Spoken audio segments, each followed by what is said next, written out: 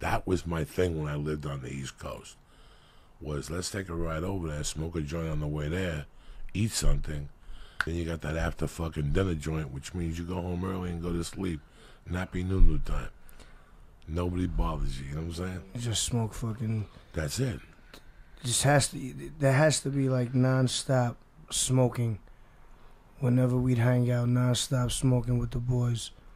Sometimes, talking about the thrill of the cop, we'd cop from as many different people as possible. You know what I mean?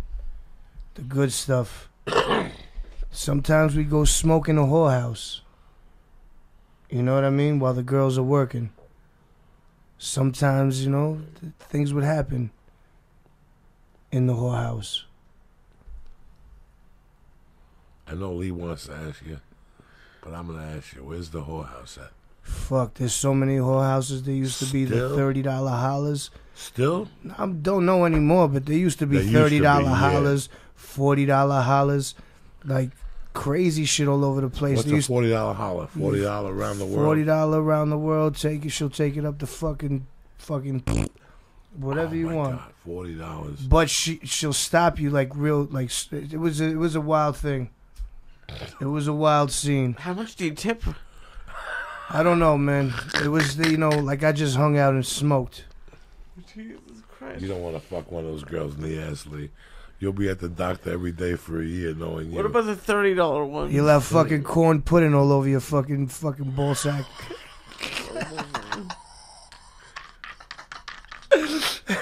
Lee, look at him. He's dying. Did you go to the $30 one when you were like even gross? I went to the $26 one also. That was the discounted one. Doug, when I was growing up, there was the 1040 club. It was $10. It was $9.99 for tax. Oh my god. 1040, and they still have it. Supposedly, it's not 1040 anymore. 1040. They just kept the fucking name and shit.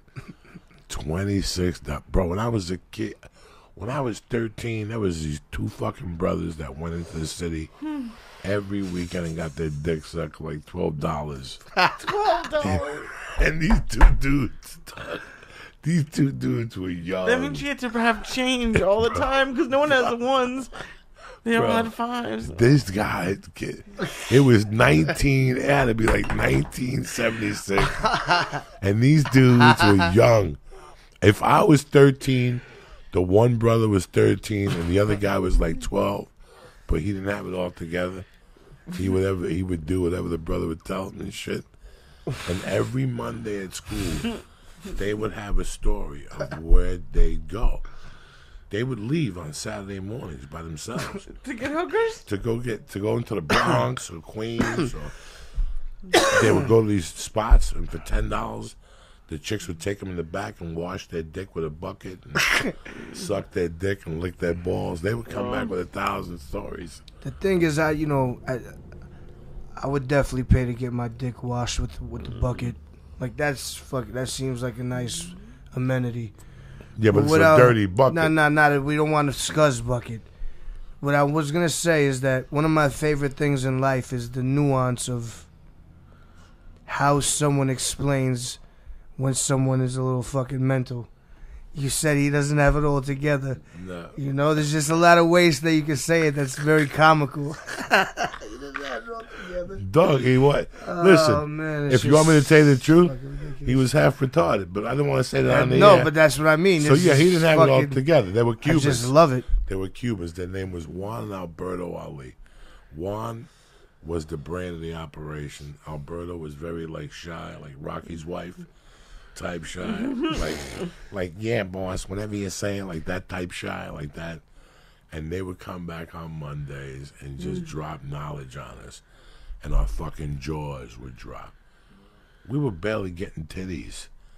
These guys were going deep in the jungle of sex, getting their dick sucked and washed, and they were telling us that they're the first person who told me about it around the world. When he was 13, he goes, for $15 to give you an around the world.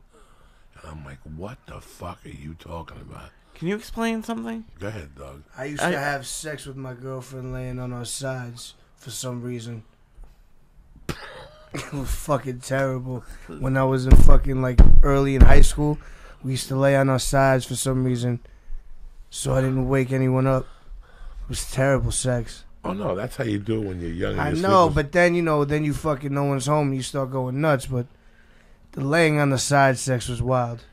But you figure it out. It's like giving somebody a stabbing at the beach. Yeah, you have to. After a while, you figure it out. What were you gonna say, Lee? I was just confused about the dick washing. Are you saying like there's no hand job or anything? They just wash your dick? They wash your dick erotically.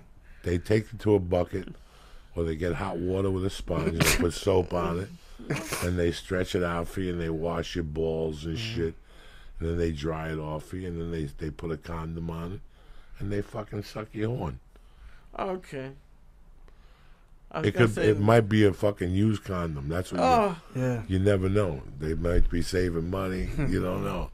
They got them hanging upside down in the back and shit. Like fucking photos. Like it's a fucking the black dark room. The dark room. I hope they don't reuse condoms. They're so cheap.